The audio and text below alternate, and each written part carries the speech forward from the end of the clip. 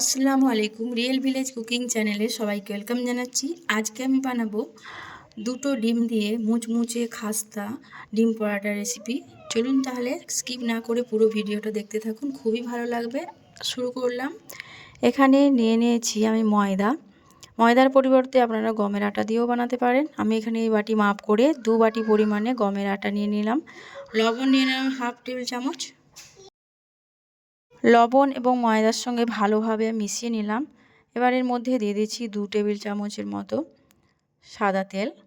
সাদা তেল দিয়ে আবারও ভালোভাবে হাত দিয়ে মিশিয়ে নিতে হবে। খুব ভালোভাবে তেলটা মিশাতে হবে। এইভাবে করে যখন ভালোভাবে মেশানো হয়ে যাবে এর মধ্যে অল্প অল্প করে জল দিয়ে আমি একটা ডো তৈরি করে নেব। খুব বেশি শক্তও না, খুব বেশি নরমও না, মিডিয়াম একটা ডো তৈরি করে নিতে হবে আর ভালো করে মথে নিতে হবে। এখানে ময়দা মাখানোর সময় এটা লক্ষ্য করে রাখবেন, ময়ানটা যেন ঠিক থাকে। ময়ানটা ভালোভাবে দিলে আর মুচমুচে খাস্তা হয়।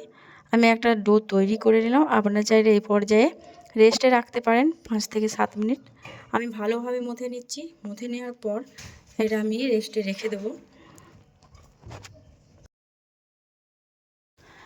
এটা ভালোভাবে মথে নেওয়া হয়ে গেছে। হাতে সামান্য তেল লাগিয়ে এটা আবারও ভালোভাবে মথে নিলে এটা মসৃণ টাইপও হয়ে যাবে।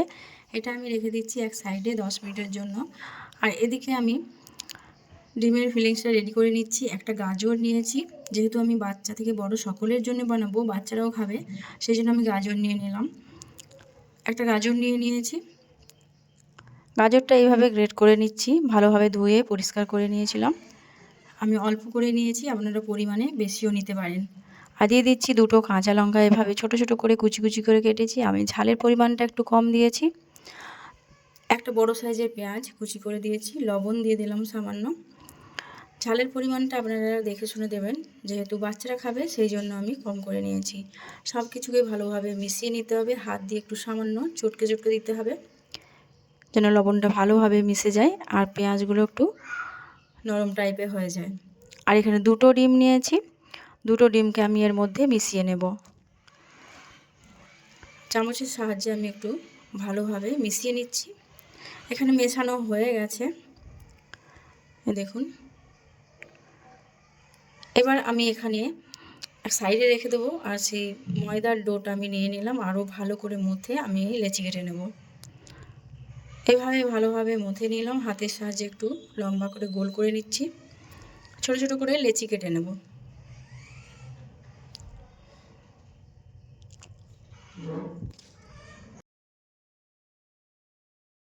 হাতে তালুর মধ্যে দিয়ে একটু মসৃণ করে নিতে হবে। সবগুলো ঠিক একইভাবে আমি বানিয়ে নেব। এইভাবে করে হাতে তালুর মধ্যে দিয়ে এইভাবে গোল করে নিচ্ছি।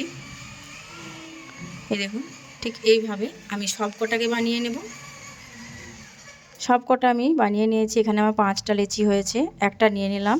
এবার এটাকে আমি বেলে নেব। প্রথমে এখানে সামান্য ময়দা ছিটিয়ে দিচ্ছি। ময়দা ছিটিয়ে দিয়ে এটাকে আমি পাতলা করে বেলে নেব। খুব বেশি মোটা করব না, একটু পাতলা মতো করেই বেলবো। একটু ময়দা দিয়ে ভালো করে বেলে নিতে হবে। ঠিক এই রকম করে দেখুন পাতলা মতো করে বেলে নিয়েছি। এবার আমি যে পুরটা বানিয়ে রেখেছি ডিমের ফিলিংসটা এর মধ্যে দিয়ে দিচ্ছি। মাঝ বরাবর দিয়ে দিলাম। কিছুটা পরিমাণে আবারও দিয়ে দিচ্ছি। এটা মাঝ বরাবরই দিতে হবে। দিয়ে এইভাবে করে এবার আমি এটা ফোল্ড করে নেব। এক সাইড থেকে এইভাবে টেনে এখানে দিয়ে দিলাম। এবার অপর সাইড থেকে একইভাবে টেনে আমি ফোল্ড করে দেবো। তার জন্য এখানে আমি ডিমের কিছু অংশ ওখানে লাগিয়ে দিচ্ছি। এভাবে আপনারা চাইলে জলও দিতে পারেন হাতে করে আঙুলের সাহায্যে। এবার অপর সাইড থেকে এইভাবে ফোল্ড করে দেব। আবার 2 সাইডে ডিমের অংশ আমি এইভাবে লাগিয়ে নিলাম। 2 সাইডেই লাগিয়ে নিতে হবে। অপর সাইডগুলোও আমি ফোল্ড করে দেব। ঠিক এইভাবে করে ফোল্ড করে দেব। ফোল্ড করা হয়ে গেলে আমি এগুলোকে ফ্রাই করে নেব। ঠিক একইভাবে সব কটাকে বানিয়ে নেব। এবার আমি এগুলো ফ্রাই করে নেব। তার জন্য এখানে একটা প্যান চাপিয়ে দিয়েছি। দিয়ে দিয়েছি ভেজিটেবল অয়েল। অয়েলটা যখন মিডিয়াম গরম হয়ে আসবে, গ্যাসের ফ্লেমটা আমি মিডিয়ামে রেখেছি। গরম হয়ে এলে এর মধ্যে আমি পরোটাটা দিয়ে দিচ্ছি। এখানে খুব সাবধানে দিতে হবে, নাহলে তেল ছিটকে আসতে পারে। এইভাবে করে আলতো করে ঝাঁকি মেরে দিলাম। উল্টে পাল্টে ভালো করে মুচমুচো করে ভেজে নিতে হবে। এক সাইডটা হয়ে গেলে অপর সাইডটা আমি উল্টে দেব।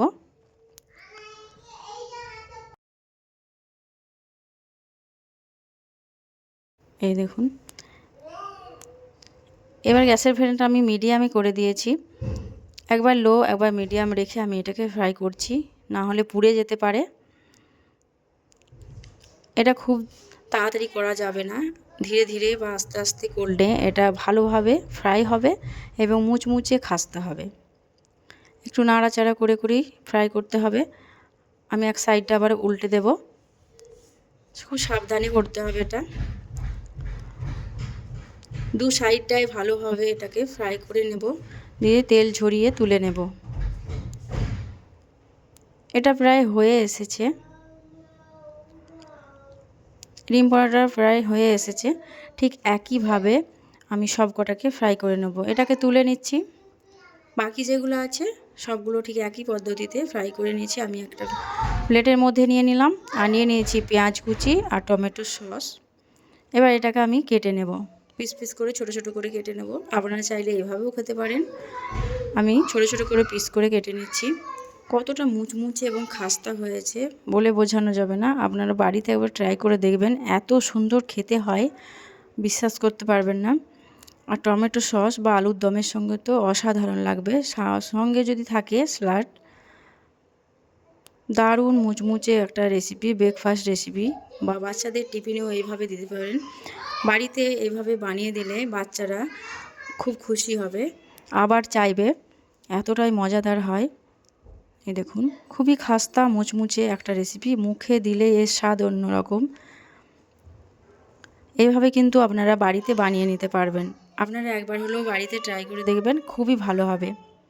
আজকের এই রেসিপিটা আপনাদের কেমন লাগলো কমেন্টে জানাবেন। ভালো লাগলে চ্যানেলটা সাবস্ক্রাইব করে পাশে থাকার অনুরোধ রইল।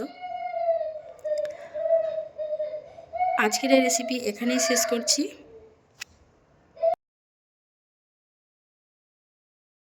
তাহলে আপনারা ঝটপট বাড়িতে বানিয়ে ফেলুন, আর কেমন হলো জানাতে ভুলবেন না।